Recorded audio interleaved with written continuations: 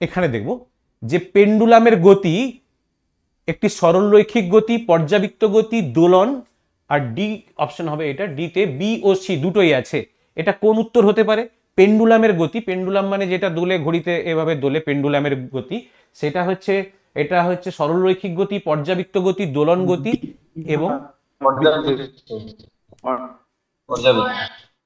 দেখো এটা পর্যাবৃত্ত অ্যাজ ওয়েল অ্যাজ দোলন। হ্যাঁ স্যার, ডি হবে তাই। এটা পর্যাবৃত্ত গতি, ঠিক একইভাবে periodic motion as well as oscillation, দুটো একসঙ্গে। তো স্বাভাবিকভাবে এর উত্তর ডি। একটু কেয়ারফুল হতে হবে, মানে ঠিক তুমি যে উত্তরটা বলেছো সেটা ভুল না, কিন্তু অপশন তো আরো আছে যেটা মোস্ট রাইট সেটা বলতে হবে, সেই জন্য অপশনটা হচ্ছে ডি। ক্লিয়ার?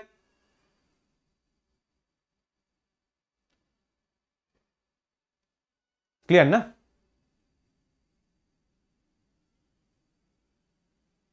হ্যাঁ, নেক্সট,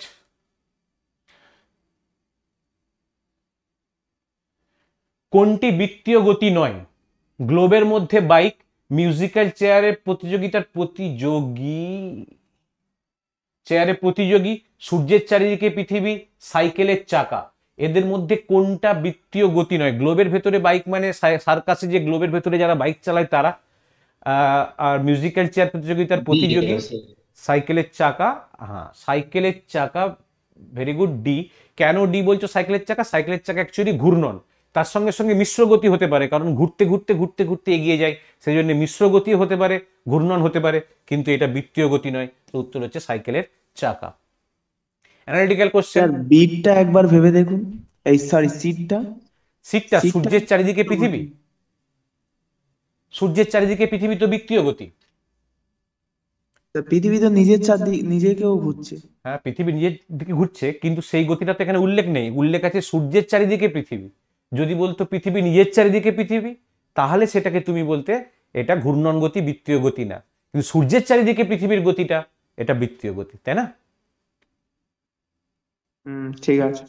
ঠিক আছে, তো নেক্সট, বক্তব্য 1, সরণ সর্বদা অতিক্রান্ত দূরত্বের থেকে ছোট। আর বক্তব্য 2, সরণ ভেক্টর রাশি, অতিক্রান্ত দূরত্ব স্কেলার রাশি। এখানে বলছে 1 নম্বর ঠিক, 2 নম্বর ঠিক, দুটিই ঠিক, দুটিই ভুল।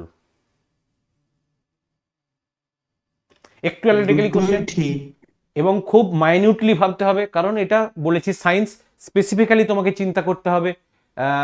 এটা লিখছো তোমরা দুটিই ঠিক, হ্যাঁ স্যার দুটোই ঠিক। কিন্তু আমার মনে হয় যে না, বক্তব্য 1টা ঠিক না। সরণ সর্বদা অতিক্রান্ত দূরত্বের থেকে ছোট না, কখনো কখনো সমান হয়। সর্বদা মানে সব সময়, হ্যাঁ সব সময় সর্বদা মানে সব সময়, সব সময় তো ছোট না, কখনো কোনো কখনো সময় সমানও হয়ে হতে যায়। পারে।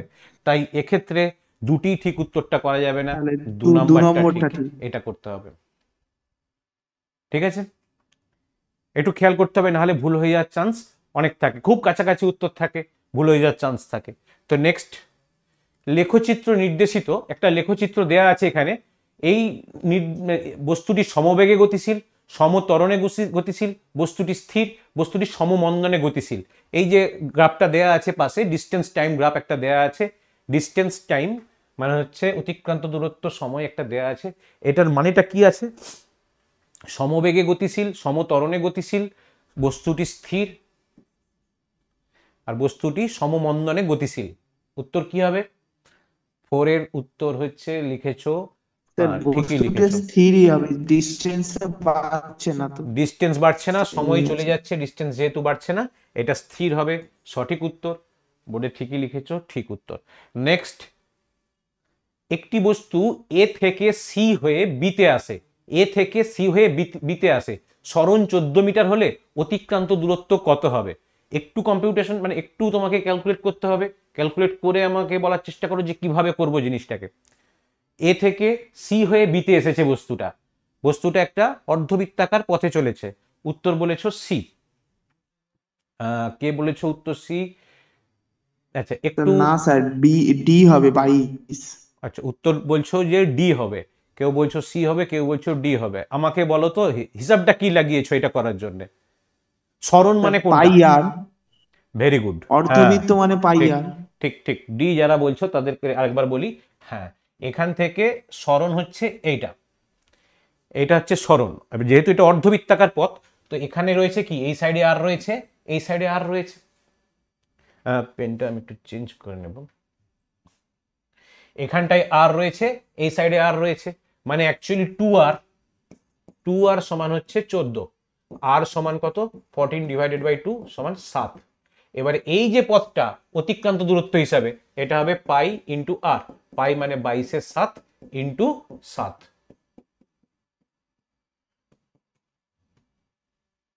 ক্লিয়ার না? বোঝা গেছে? হ্যাঁ, ডি ঠিক উত্তর। এটা একটু ছোট ক্যালকুলেশনের মধ্যে ছিল, খেয়াল করতে হবে। নেক্সট, একটি গাড়ির গতি 54 কিলোমিটার প্রতি ঘন্টা, অন্য একটি গাড়ির গতি 20 মিটার প্রতি সেকেন্ড, কোন গাড়িটা দ্রুততম? তাহলে দেখো, দুটো একককে শুধু ঘোরানো আছে, একটা 54 কিলোমিটার প্রতি ঘন্টা আর একটা মিটার পার সেকেন্ড। দুটোকে একই ইউনিটে নিয়ে চলে এলে আমার ঝামেলা মিটে যাবে। এই ইউনিট চেঞ্জের ব্যাপারটা আমাদের কাছে গুরুত্বপূর্ণ। অনেক জায়গাতে ইউনিট চেঞ্জের কোশ্চেন থাকে। ইউনিট চেঞ্জ করার জন্য একদম সিম্পল, সারা জীবন পরবর্তীকালে বাচ্চাদেরকে পড়াবে তোমরা, আর বাচ্চাদেরকেও শেখাবে। আমি বলবো যে এভাবে শেখালে বাচ্চাও ঠিক শিখবে, কোনোদিন ভুল হবে না। 54 কিলোমিটার প্রতি ঘন্টা মানে হচ্ছে আর ওই দ্বিতীয় গাড়িটা হবে ওটা 18/5 দিয়ে নিচেরটা গুণ করতে হবে, হ্যাঁ, দিলে এবার এই যে কিলোমিটারে চলে আসবে। 18/5 বা 5/18, এই ব্যাপারটা একটু ক্লিয়ার করে দিয়ে আমি ছোট্ট মতন করে বলে দিই। দেখো, 54 কিলোমিটার প্রতি ঘন্টা, এটাতে মাথায় রাখতে হবে আমাদেরকে, একক যেমন ভাগ হয় সংখ্যাও ভাগ হয়। তো এইটাকে আমি লিখতে পারি 54 কিলোমিটার, নিচে লিখতে পারি 1 আওয়ার। তাহলে কি হবে, 54/1, উত্তর হচ্ছে 54 কিলোমিটার বাই ঘন্টা। ঠিক আছে, এখন কিলোমিটারকে আমি চেঞ্জ করে মিটার করব, তো গুণ করব 1000 দিয়ে, 5/18 গুণ হবে। আর একে গুণ করব আমি 1 আওয়ারকে গুণ করব 60 দিয়ে, গুণ করলে মিনিট হয়, আবার 60 দিয়ে গুণ করলে সেকেন্ড হয়। এবারে আমি এটাকে হাত দিলাম না, হাত না দিয়ে এই জায়গাটা শুধুমাত্র দেখলাম, উপরে 100, নিচে 60 ইন্টু 60, 0 0 0 0 কেটে গেল, উপরে 10, নিচে 6 6, একটাকে কাটলাম, উপরে 5 হলো, 3 হলো, 5/18। তাহলে 54, এটাকে আমি 5/18 দিয়ে গুণ করলে 15 মিটার প্রতি সেকেন্ড, আর এইটা হচ্ছে 20 মিটার প্রতি সেকেন্ড। সো দ্বিতীয় গাড়িটা বেশি গতি সম্পন্ন, সো দ্বিতীয় উত্তর। তো সহজে এটাকে করা যায়। এই জায়গাতে আমি বলবো যে যে কোনো ধরনের ইউনিট চেঞ্জ, এরকম ডিভিশন থাকলে এই রকম রুলে করবে, যে কোনো ধরনের ইউনিট চেঞ্জ। অনেক সময় এই যে গ্রাম প্রতি সিসি, এইটাকে কেজি প্রতি মিটার কিউবে চেঞ্জ করতে বলে, ঠিক একই রুল ব্যবহার করবে। সিসি মানে ঘন সেন্টিমিটার, আর মিটার কিউব মানে ঘন মিটার, একই নিয়মে চেঞ্জ করবে, জীবনে কোনোদিন ভুল হবে না। ঠিক আছে, নেক্সট, কোনটি জাড্ডের পরিমাপ? এটা তো আমরা বলিনি এখন। এ ও বি স্টেশনের মধ্যে দূরত্ব হচ্ছে 75 কিলোমিটার। একটি ট্রেন সকাল 8টা 30 মিনিটে রওনা দিয়ে 50 কিলোমিটার প্রতি ঘন্টা গতিবেগে চললে কখন বি স্টেশন হয়ে এ স্টেশনে ফিরে আসবে? এটা হচ্ছে সকাল 10টা, সকাল 11টা, এটা দেয়া আছে। এটা একটা যেমন কোশ্চেন ছিল সেই প্যাটার্নেরই কোশ্চেন, যে এ আর বি দুটো স্টেশনের মধ্যে দূরত্ব 75, তাই তো? উত্তরটা কিরকম হয় বাবা, বলো তো দেখি।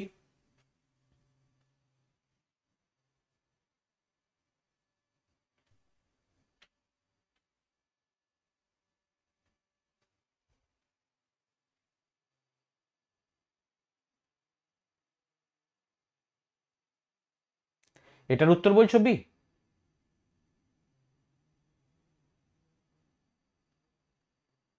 এটার উত্তর বলছো? হবে এই এ। তোর অপশন এ। এ মানে হচ্ছে সে ফিরে আসবে, বলেছে না? 10টায় হবে, 1.5 ঘন্টা সময়। না, এটা কি বলেছে, এ থেকে বি স্টেশনের মধ্যে দূরত্ব 75 কিলোমিটার, ট্রেনটি 8:30টায় রওনা দিয়ে 50 কিলোমিটার প্রতি চললে কখন বি স্টেশন হয়ে এতে ফিরে আসবে? মানে বি স্টেশন হয়ে এতে ফিরে আসবে, এখানে একটা কনফিউশন আছে। বি স্টেশন থেকে এতে ফিরে না, বি স্টেশন হয়ে এতে ফিরে আসা মানে এ থেকে বি যাবে, বি হয়ে এতে ফিরে আসবে। আচ্ছা, গতিবেগ তো শূন্য হবে। তাহলে তোর অপশন সি হবে। গতিবেগ শূন্য হোক না, তোমার তো গতিবেগ তুমি যদি ধরতে যাও বা সরণ দেখতে যাও, সেটা হবে না তো। সে যখন আসবে ঘড়িতে টাইম কি শূন্য হবে? এটা বলো,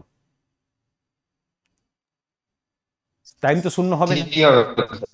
হ্যাঁ, তাহলে 75, 1.5 ঘন্টা 3 ঘন্টা সময় লাগবে, 11:30।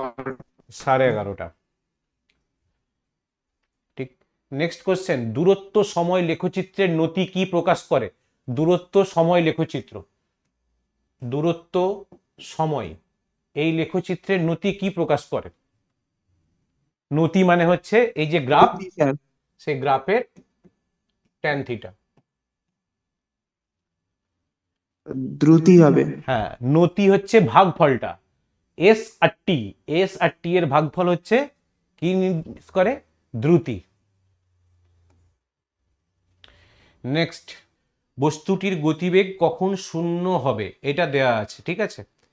এটা একটু অ্যানালিটিক্যাল কোশ্চেন, ভালো করে চোখ দিয়ে দেখতে হবে। গ্রাফটা দেয়া আছে, ডিসপ্লেসমেন্ট 4 টাইম, থেকে 8 সেকেন্ড।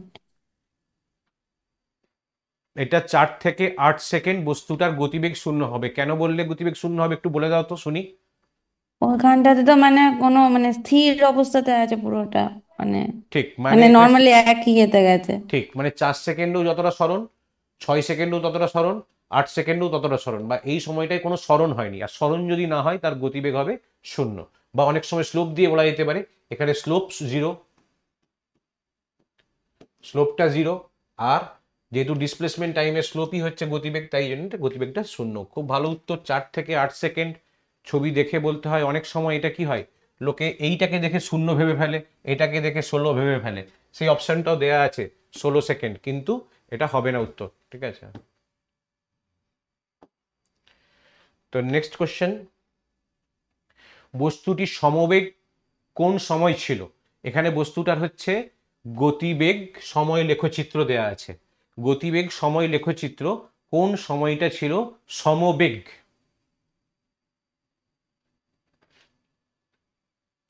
সমবেগ মানে যে সময়টাই বেগ সমান থাকবে, মানে বেগ বাড়বে না, সেই সময়টাকে বলে সমবেগ। কোন সময়টাই সমবেগ ছিল বস্তুটার?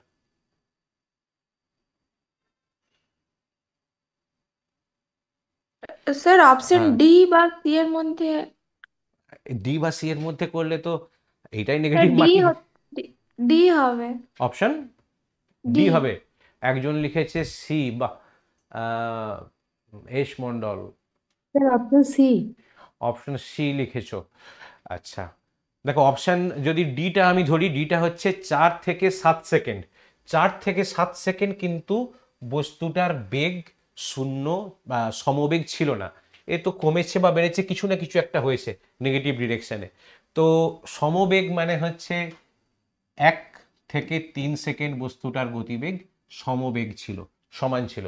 তো option C is the right answer. Very good, লিখেছিলে তুমি, অনেকেই লিখেছো, দুজন। নেক্সট, এটাই আরেকটা প্রশ্ন, এই একই ছবিতে মন্দন কখন ছিল? মন্দন কখন ছিল বস্তুটার? ঠিক আছে, 3 স্যার থেকে এটা 4 থেকে 7 হবে। মন্দন মানে হচ্ছে 8 থেকে 6 হবে স্যার। ভালো করে ভাবো, একটা অপশন দেওয়া আছে 3 থেকে 4 সেকেন্ড শুধু, 3 থেকে 6 সেকেন্ড শুধু, 4 থেকে 7 সেকেন্ড, আর 3 থেকে 6 স্যার, 3 3 থেকে থেকে 6। 6 সেকেন্ড, 3 থেকে 6। 3 থেকে 6 সেকেন্ড মানে হচ্ছে এইখান থেকে এই অবধি, তাই তো? এটা বলছো তো? হ্যাঁ স্যার। আচ্ছা আমাকে বলো, 4 থেকে 6 অবধি 4 গতিবেগ কত ছিল? 4 গতিবেগ কত? শূন্য। এই লাইনটা হুম, মানে 4 গতিবেগ শূন্য। আর 6 গতিবেগ কত? -2। -2 মানে কি? মাইনাস গতিবেগ, মাইনাস মানে হচ্ছে ব্যাকে, পিছন দিকে, হুম। তাই না? তাহলে 0 থেকে যদি 2 অবধি গতিবেগ যায়, তাহলে গতিবেগ বৃদ্ধি না?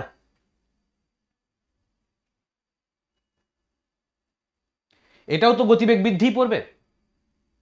হ্যাঁ স্যার, 3 থেকে 4 সেকেন্ড হবে ওই। 3 থেকে 4 সেকেন্ড এই সময়টা হবে, আবার দেখো এই সময়টা হবে 6 থেকে 7। ভেবে দেখো, এখান থেকেও তো গতিবেগটা শূন্যের দিকে এগিয়ে যাচ্ছে। হ্যাঁ হ্যাঁ। হ্যাঁ, অপশন ডি হবে। দেখেছো তো?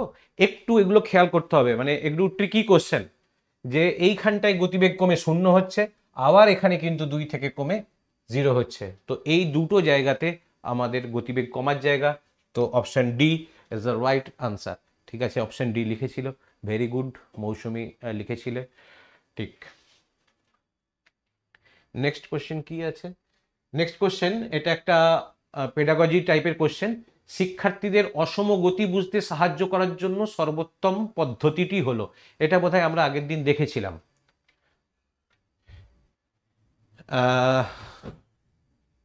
নেক্সট, ছাত্ররা, আচ্ছা হ্যাঁ, এটা একটা ভালো প্রশ্ন।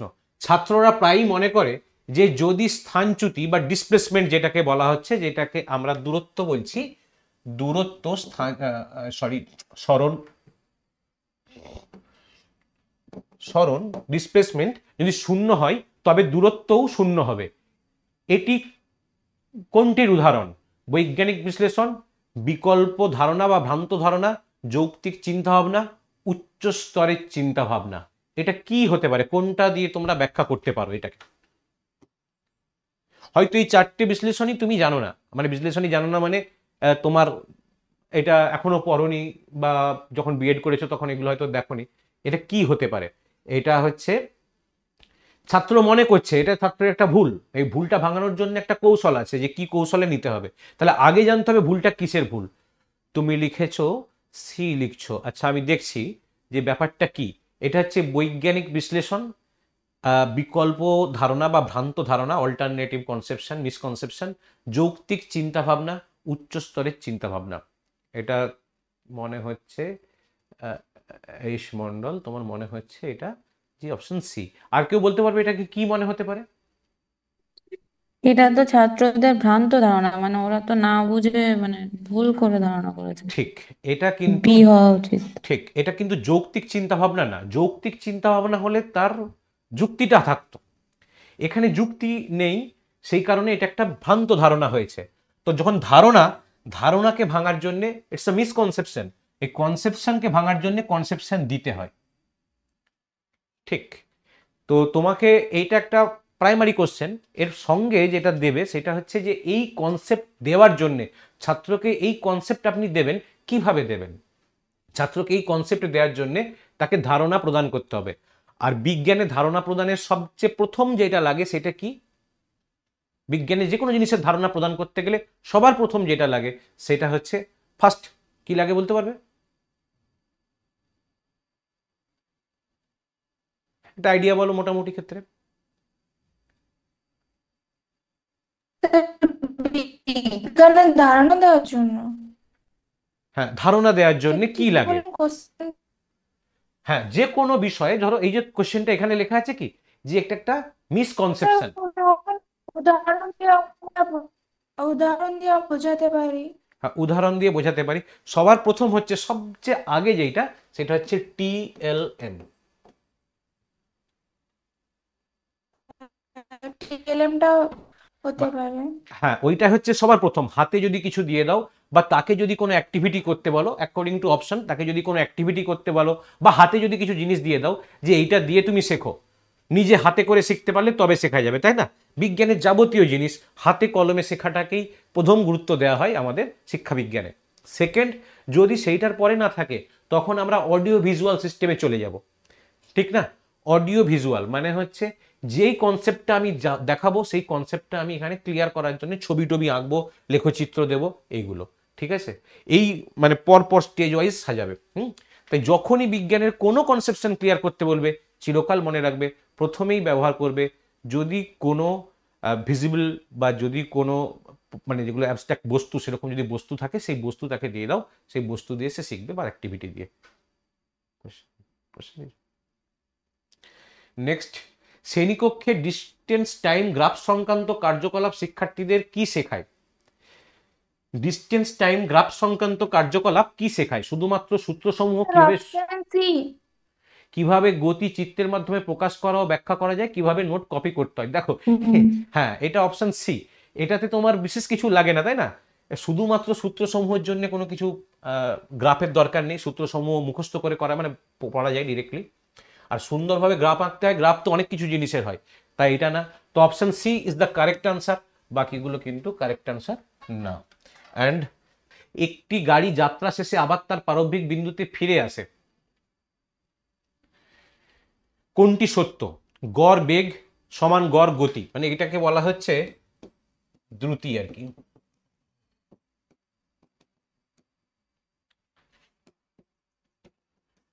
দ্রুতি। আর স্থানচ্যুতিটাকে বলা হচ্ছে সরণ। বলো, এই চারটে অপশন দেওয়া আছে। একটি গাড়ি যাত্রার শেষে আবার তার প্রারম্ভিক বিন্দুতে ফিরে আসে, কোনটি সত্য? গড় বেগ সমান গড় দ্রুতি, গড় বেগ শূন্য কিন্তু গড় দ্রুতি থাকবে নন জিরো, গড় বেগ ও গড় গতি উভয় শূন্য, স্থানচ্যুতি বা হচ্ছে সরণ সমান দূরত্ব। কোনটা ঠিক? Sir option A. Option A গড় বেগ কি করে গড় দ্রুতির সঙ্গে সমান হয় বাবু?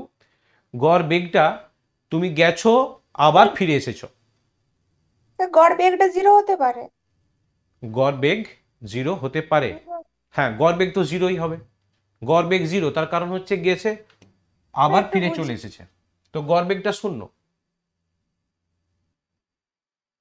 কিন্তু গড় দ্রুতি শূন্য না। তার মানে অপশন গড় বেগ জিরো, গড় দ্রুতি শূন্য না, এই অপশনটা হবে। অপশনটা ঠিক করে একটু লেখা নেই বলে তোমাদের সমস্যা হয়েছে। এটা গড় বেগ কিন্তু গড় গতিবেগ নন জিরো, এটা হবে। ঠিক আছে, নেক্সট। দুই ছাত্রের মতবিরোধ। ছাত্র এ, ত্বরণ শূন্য হলে বেগ পরিবর্তন হতে পারে না। আর বি, সে বলছে ত্বরণ শূন্য হলেও বেগ পরিবর্তন হতে পারে। কে সঠিক? এ, বি, উভয়ই কেউ নয়। ভালো করে অ্যানালিসিস করবে, তবে বুঝতে পারবে এই কোশ্চেনগুলো। একটু ট্রিকি টাইপের কোশ্চেন। ত্বরণ শূন্য হলে বেগ পরিবর্তন হতে পারে না। আর দ্বিতীয় ছাত্র বলছে ত্বরণ শূন্য হলেও বেগ পরিবর্তন হতে পারে।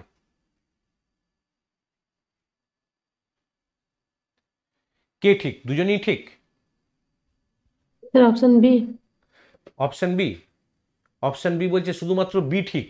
বি, যে ত্বরণ শূন্য হলেও বেগ পরিবর্তন হতে পারে, এটা একটু ভাবো তো। অপশন বি লিখেছো, ইসমন্ডল লিখেছো, এটার জন্য লিখলে কি বুঝতে পারছি না।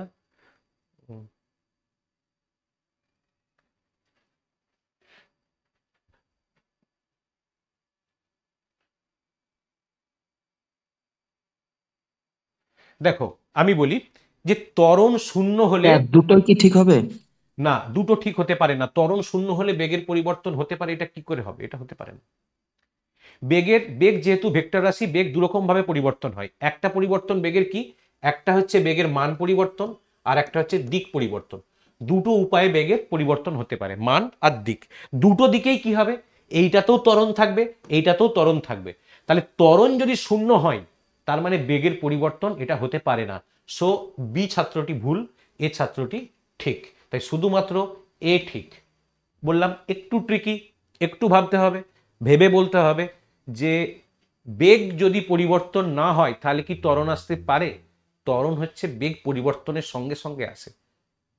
ঠিক, বুঝতে পেরেছ? হ্যাঁ স্যার।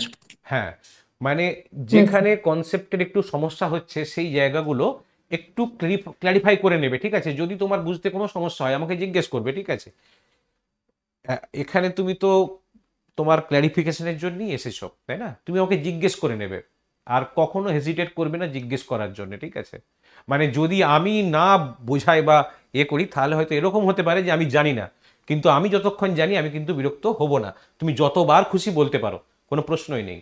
নেক্সট, বেগ সময় গ্রাফ যদি সময় অক্ষের উপর একটি সমান্তরাল সরলরেখা হয়, ভালো করে পড়ো। বেগ সময় গ্রাফ যদি সময় অক্ষের উপর একটি সমান্তরাল সরলরেখা হয় তবে গতিটি কেমন? সমবেগী, স্থানচ্যুতি, মানে এখানে স্থানচ্যুতি মানে সরণ হবে। ঠিক আছে, আমরা এটাকে সরণ বলি। স্থানচ্যুতি, সমবেগী, সরণ শূন্য, সমবেগী, ধ্রুববেগ আর অসম ত্বরণযুক্ত বলা সম্ভব নয়। কেমন প্রশ্নটা? এটার জন্য ছবিটা সঙ্গে সঙ্গে এঁকে নেবে। কিরকম ছবি? একটা বেগ, সময়, সময় আর বেগ, এরকম একটা গ্রাফ তোমাকে দেওয়া হয়েছে। এখানে কি লেখা আছে? বেগ সময় গ্রাফ যদি সময় অক্ষের উপর একটি সমান্তরাল সরলরেখা হয়, সময় অক্ষের উপর একটি সমান্তরাল সরলরেখা, বলো এটা কি নির্দেশ করে? প্রথমে এটা বলো কি নির্দেশ করে এটা। স্থির বা ধ্রুবক। কি, সমান কোনটা আছে। স্থির? হ্যাঁ বলো। স্যার বেগটা মানে সব জায়গায় সমান আছে। তাহলে বেগ সমান আছে মানে, সমবেগ। হ্যাঁ সমবেগ, তার মানে হয় এইটা নাহলে এইটা হবে। ঠিক? হ্যাঁ স্যার। হ্যাঁ, এবারে বলো যে কোনটা, তার মধ্যে কোনটা, উপরেরটা হচ্ছে সরণ শূন্য আর নিচেরটাতে হচ্ছে ধ্রুব বেগ, মানে বেগ হচ্ছে ধ্রুবক, মানে কনস্ট্যান্ট ভেলোসিটি।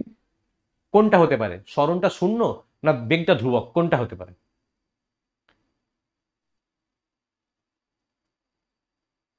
বি একটা sir. Option B. Option B. দেখো, যদি সমবেগে যাই, সমবেগ কথাটার মানে একবারে ফিজিক্যালি ভাবো, সমবেগ মানে কি? সে যে গতিতে যাচ্ছে সেটা সমান, ঠিক? যেমন যাচ্ছে টিকডিক ডিগডিক করে সাইকেল চালিয়ে যাচ্ছে, সমান বেগে যাচ্ছে। বাইক চালাচ্ছে তো সমান বেগে যাচ্ছে। সমান বেগে যদি যাচ্ছে, আরে যাচ্ছে তো, গেলে কখনো সরণ কি করে শূন্য হবে? তাই সরণ শূন্য হতে পারে না। তার বদলে কি হবে? বেগটা ধ্রুবক হবে। হ্যাঁ, 1 সেকেন্ডেও যা, 2 সেকেন্ডেও তা, 3 সেকেন্ডেও তা, 4 সেকেন্ডেও তা, 5 সেকেন্ডেও তা, সব সময় বেগটা সমান। তাহলে এই ধরনের গ্রাফ কি বলে? সমবেগী। বোঝা গেছে এটা? গ্রাফ এঁকেও দিতে পারে, আবার এরকম ডিরেক্টলি বলে দিতে পারে। যখন এরকম বলে দেবে তখন তোমাকে এরকম অ্যানালিসিস করে নিতে হবে। ঠিক আছে?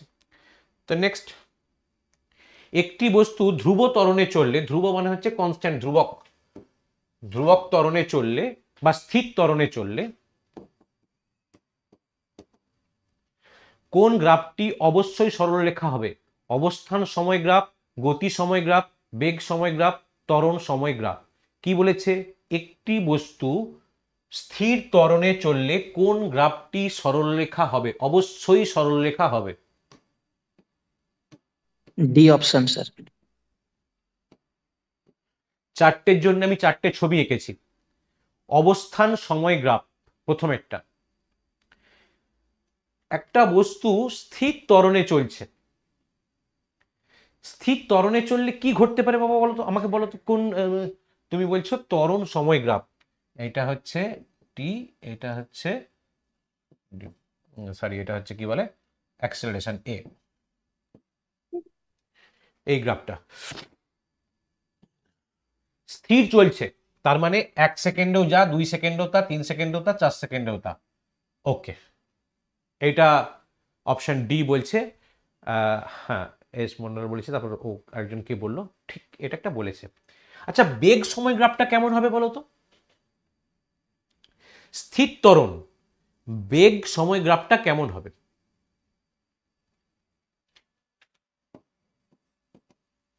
বেগ সময় গ্রাফ এরকম হতে পারে, এরকম হতে পারে, এরকম হতে পারে।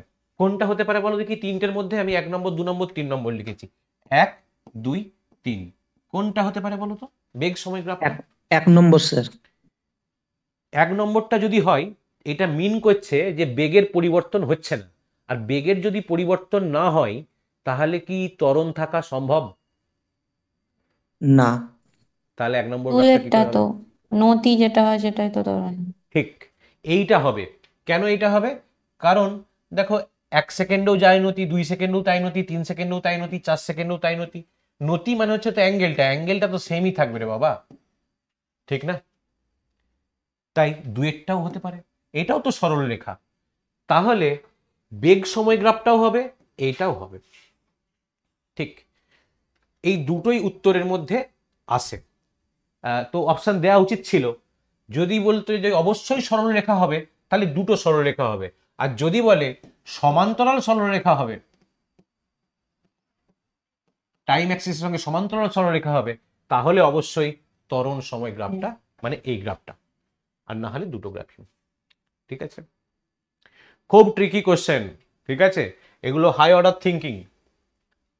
নেক্সট, একটি বল উপরের দিকে নিক্ষেপ করা হলো, সর্বোচ্চ বিন্দুতে কোনটি সঠিক? বেগ ও ত্বরণ শূন্য, বেগ সর্বাধিক এবং ত্বরণ জি, বেগ শূন্য, ত্বরণ জি, বেগ ও ত্বরণ উভয়ই সর্বাধিক। এইটা হচ্ছে আমাদের চারটে অপশন আছে। হ্যাঁ, সি অপশন। হ্যাঁ, ঠিক। সি। এই তো, তাহলে দেখেছো ধীরে ধীরে হয়ে গেছে, সব চিন্তা ঠিকঠাক আসছে। অপশন সি, ওপরের দিকে যখন আমরা ছুঁড়ে দিচ্ছি, এই জায়গাটায় গিয়ে আমাদের গতিবেগ শূন্য হয়ে যাবে, আর ত্বরণ কিন্তু সব সময় থাকবে, তাই ত্বরণটা হচ্ছে নিচের দিকে জি। জি মানে হচ্ছে acceleration due to gravity. Good, very good. Next, কোনো বস্তুর স্থানচ্যুতি, স্থানচ্যুতিকে আমরা কি বলছি? সরণ বলছি, তাই তো? কোনো বস্তু স্থানচ্যুতি শূন্য কিন্তু অতিক্রান্ত দূরত্ব শূন্য নয়, হতেই পারে। কোন পরিস্থিতিটি এটি সর্বোত্তম উদাহরণ? ভালো করে পড়ো। যে বস্তুর সরণ শূন্য কিন্তু অতিক্রান্ত দূরত্ব শূন্য স্যার নয়। Option B. Option option B. B. B. হুম। আচ্ছা, একজন দৌড়বিদ একটি পূর্ণবৃত্ত করলো, এটা সোজা পথে চললো না, এটা তো হবে না। একটি ট্রেন উঁচু পথে চললো, এটা হবে না, এটা হবে না। একটি দৌড়বিদ পূর্ণবৃত্ত সম্পন্ন করলো, হ্যাঁ ঠিক, ভেরি গুড। তার কারণ এখানে এসে সরণ শূন্য হয়ে গেছে, অতিক্রান্ত দূরত্ব শূন্য না। গুড। শিশুরা গতি সবচেয়ে ভালো শেখে যখন শুধু সূত্র মুখস্থ করে, দৈনন্দিন জীবনে গতি স্যার পর্যবেক্ষণ। Option B. Option B. হ্যাঁ, অপশন বি। দেখো, বলার সাথে সাথে তোমরা বলে দিচ্ছ, খুব ভালো কথা, যে দৈনন্দিন জীবনে গতি পর্যবেক্ষণ করে। বিজ্ঞান শিখতে গেলে আগেই বলেছি পর্যবেক্ষণ সবার আগে জরুরি, মানে হাতে কলমে শিখবে, চোখের সামনে দেখবে, তবে বিজ্ঞান শিখতে পারবে, না হলে হয় না। ঠিক আছে? আর আমরা যারা বিজ্ঞানের শিক্ষক হতে যাচ্ছি, মানে তুমি, আমরা যারা বিজ্ঞানের শিক্ষক হিসাবে আছি, তাদেরও তো জানা দরকার যে শিশুটা শিখবে কি করে, বাচ্চারা শিখবে কি করে। নেক্সট, গতি নিয়ে শিশুদের ভুল ধারণা শনাক্ত করার সবচেয়ে ভালো উপায়। দেখো, গতি নিয়ে শিশুদের মিসকনসেপশন যেটা আমরা বলছিলাম, এই মিসকনসেপশন শনাক্ত করতে হবে, বুঝতে হবে যে ছেলেটার মধ্যে কনসেপচুয়াল প্রবলেম আছে। অনেক ধরনের প্রবলেম হয় না, একজন বি। কনসেপ্ট ঠিক আছে কিন্তু তার হয়তো ক্যালকুলেশনে ভুল হয়ে যাচ্ছে, শেষ লাইনে এসে ভুলে যাচ্ছে, তখন আমরা সব বলি একটু প্র্যাকটিস করতে হবে, একটু ধরে ধরে দেখতে হবে, দুবার ভাববি, এইরকম করে আমরা বোঝাই। এখানে কোনটা হতে পারে? লেকচার দেওয়া, অনুসন্ধানধর্মী প্রশ্ন বি। করা, এমসিকিউ দেওয়া, সংজ্ঞা নকল করানো, মানে সংজ্ঞা মুখস্থ করানো। কোনটা হবে? স্বাভাবিকভাবে স্যার এটার অপশন বি। বলার অপেক্ষা রাখে না। এই বাকিগুলো তো কোনো টিচারের গুণই হতে পারে না। এটাই আসল, যে অনুসন্ধানধর্মী প্রশ্ন করা, বিভিন্ন ইনকুইজিটিভ কোশ্চেন করলেই বুঝতে পারা যাবে যে এর কনসেপ্টে কিছু গড়বড় আছে। তো এটা মোটামুটি ছিল আমাদের পেডাগজি এবং মোশনের উপরে কিছু কিছু প্রশ্ন। কিছু কিছু জায়গায় তোমাদের হয়তো একটু একটু কনসেপ্টের একটু বিচ্যুতি আছে, আশা করি সেই বিচ্যুতিগুলো ঠিক হয়ে যাবে। আরও প্রশ্ন যখন আমরা আলোচনা করতে শুরু করব তখন ব্যাপারগুলো আরও ক্লিয়ার হয়ে যাবে। ঠিক আছে?